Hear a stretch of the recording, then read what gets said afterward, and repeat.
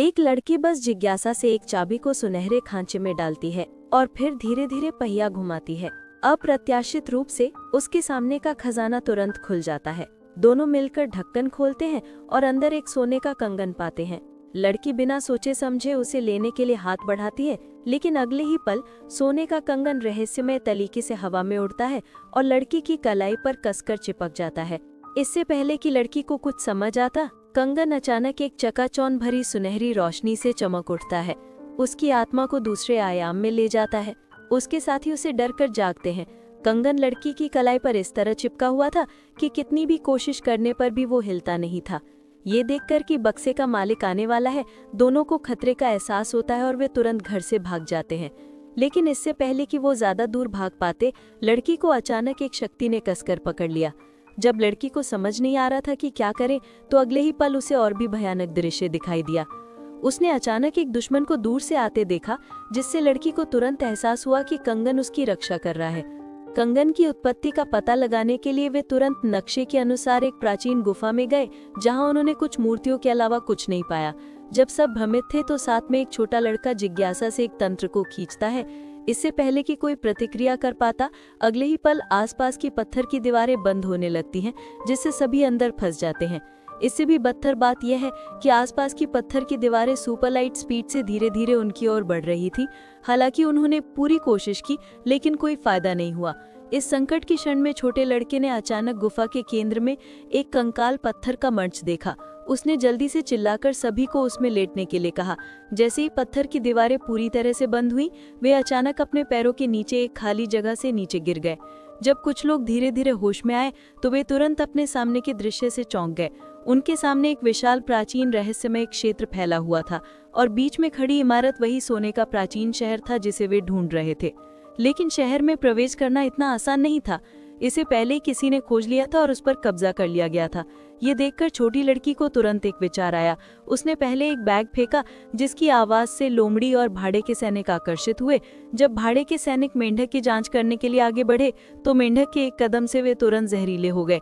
इसके बाद लोमड़ी ने भी भाड़े के सैनिकों का अनुसरण किया। हालांकि उनके लिए भी अंदर जाना आसान नहीं था। शहर की दीवारें दसियों मीटर ऊंची थी और सतह पर तेज कीले थी। मुख्य द्वार से चढ़ना असंभव था।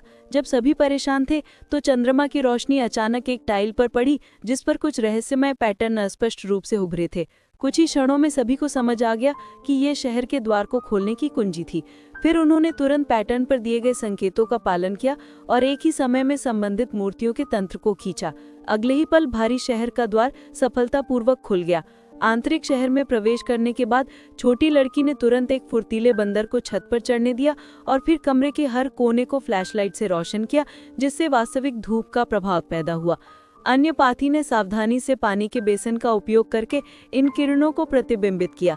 जब सभी किरणें द्वार पर केंद्रित हुई, तो अगले ही पल लंबे समय से सीलबंद पत्थर का द्वार धीरे धीरे खुल गया। हालांकि इससे पहले कि वो 2 सेकंड के लिए भी खुश हो पाते, अचानक एक विशाल मकड़ी अंदर से निकल आई। इससे भी बदतर बात यह थी कि उनके सिर के ऊपर के कीले भी धीरे धीरे नीचे उतर रही थी। इस महत्वपूर्ण क्षण में सभी जल्दी से द्वार से अंदर घुस गए, लेकिन छोटी लड़की एक कदम पीछे रह गई और द्वार से कसकर फंस गई, हिलने में असमर्थ। ये देखकर उसके साथी ने कसकर पत्थर के द्वार को पकड़ लिया ताकि वो बंद न हो, और उसने खुद को एक जैक के रूप में इस्तेमाल करके पत्थर के द्वार को धक्का दिया, जिससे उसकी जान बच गई। इसके बाद सभी ने बिना देरी किए तुरंत सुरक्षित स्थान पर कूद गए। इस समय वे सोने के शहर के अंत तक पहुंच गए थे। अपने सामने सोने की मूर्ति को देखते हुए कुछ लोग गहराई से अध्ययन करने के लिए आगे बढ़ना चाहते थे, लेकिन अचानक दर्शन ने सभी को रोक दिया। उसने एक सोने का सिक्का निकाला और सावधानी से उसे मूर्ति के हाथ में रखा। जब सभी ने सोचा कि इससे तंत्र खुल जाएगा, तो अप्रत्याशित रूप से दर्शन के पैरों के नीचे की टाइलें एक एक करके गिरने लगी और वो लगभग खाई में गिरकर उत्तर पश्चिम भेज दिया गया। लेकिन इससे पहले कि वे बचाव कार्य शुरू कर पाते, एक प्राचीन संरक्षक अचानक अंदर घुस आया। पता चला कि वे सोने के शहर के संरक्षक थे। ये देखकर कि स्थिति बहुत बुरी थी, तो छोटी लड़की ने जल्दी से कहा कि वे केवल सामान्य खोजकर्ता थे। अप्रत्याशित रूप से संरक्षक ने छोटी लड़की को मूर्ति की पहेली को सुलझाने के लिए कहा, अन्यथा उन सभी को उत्तर पश्चिम भेज दिया जाएगा। ये सुनकर छोटी लड़की ने बिना सोचे समझे एक कटोरी साफ पानी लिया और धीरे धीरे उसे मूर्ति के हाथों में डाल दिया। इस क्रिया ने वास्तव में तंत्र को सफलतापूर्वक सक्रिय कर दिया। जैसे ही पत्थर का द्वार धीरे धीरे खुला, उनके सामने तुरंत एक अविश्वसनीय शानदार दृश्य प्रकट हो गया। हालांकि इससे पहले कि वो 2 सेकंड के लिए भी खुश हो पाते, दर्शन के आदमियों ने चुपके से मूर्ति चुरा ली। इस हरकत के कारण तुरंत सोने के शहर का तेजी से ढहना शुरू हो गया। जब सभी डरकर भाग रहे थे तो छोटी लड़की ने जान देकर मूर्ति को वापस ले लिया और फिर अपनी जान जोखिम में डालकर उसे वापस अपनी जगह पर रख दिया। अगले ही पल प्राचीन शहर ढहना बंद हो गया और इसके बजाय एक चमत्कारिक दृश्य हुआ। प्राचीन शहर धीरे धीरे खुद ही ठीक होने लगा। जैसे ही द्वार धीरे